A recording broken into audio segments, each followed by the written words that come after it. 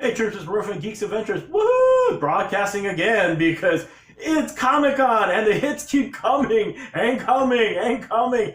It's not even 8:15 yet for the giant Marvel MCU Disney yeah baby panel. But the other big thing that dropped today, I'm teeth number big things, but the big thing that's kind of broken the internet, the Picard trailer.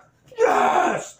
A while ago, they dropped the first teaser where we find out that Jean-Luc's gonna become, I wouldn't say a recluse, but he be chilling very, very quietly, kind of sadly, at the family vineyard. And we find out that the things have not been kind to the captain.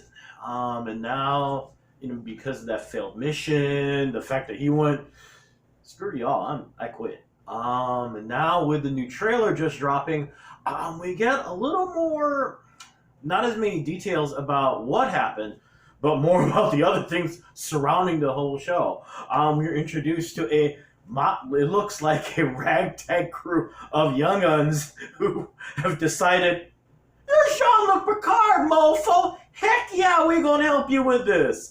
Whatever it is they're helping him with. We are introduced to this mysterious female character who knows stuff and apparently is really, really, really important. And towards the end, we're introduced to three really big reveals. Number one, the Borg. Woo! Number two, 7 of 9, and finally the other really pretty dang big reveal, Data. And it sounds like this is Data, not at least unless remember in Nemesis, Data's twin, the one who hadn't developed as well as in an advanced way that Data and Lore did. Maybe this is him after he's had decades to learn and yada yada yada, or what? But at least Brent Spiner is back with the really, every time I see him with those contacts, I cringe because notice glasses, no, not doing contacts. So yeah, dang, lots of stuff going on, and apparently in typical Trekkie fashion, yeah, we're going to do this mission. Yeah, we're doing it probably against orders, and we're probably going to get court-martialed and blah, blah, blah, blah, blah, blah, blah. Yeah, that really went with Star Trek 3, right? Wow, just so much stuff in there.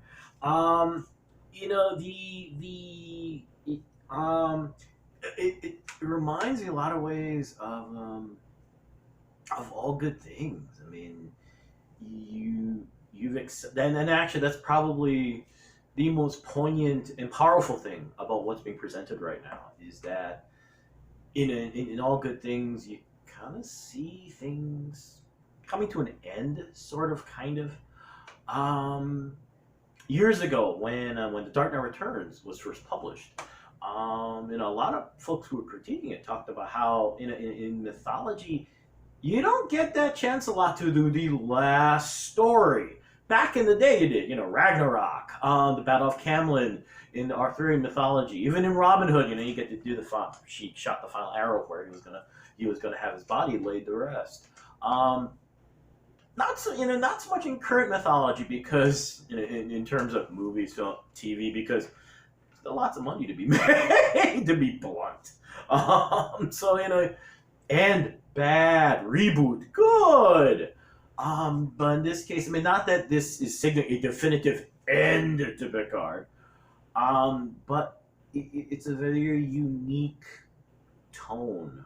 To see him look frail, it's reminiscent of, if you haven't had a chance to see them film Mr. Holmes, where Serene McKellen plays a aging, and his mental faculties just aren't the same as Holmes, and it kind of breaks your heart, and it's, wow, this is going to get a little personal, and it's kind of reminiscent of what I was going through with my dad before he died. you're never under this foolish notion that your parents are immortal. But as you see time pass and you see how they're just not the same, that messes with you. And it's kind of like this right now, and all of a sudden, in some ways, it's fun to see the characters trying to remind him, well, you're still Jean-Luc Picard. There was an interview with, I think Jonathan Frakes, I think. Someone, he's 72.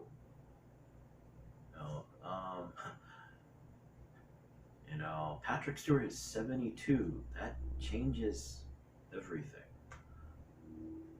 So it's going to be interesting to see how this goes, where this goes.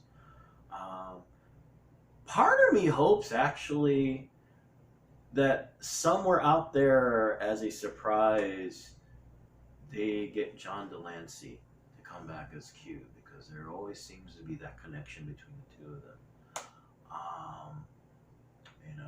Q's always been a good reminder to Picard of his humanity, of his fallibility, but also in a backhanded way, also of Picard's strength. Now, granted, he's also a frighteningly handy Deus Ex Machina, a little something to kind of give him an out.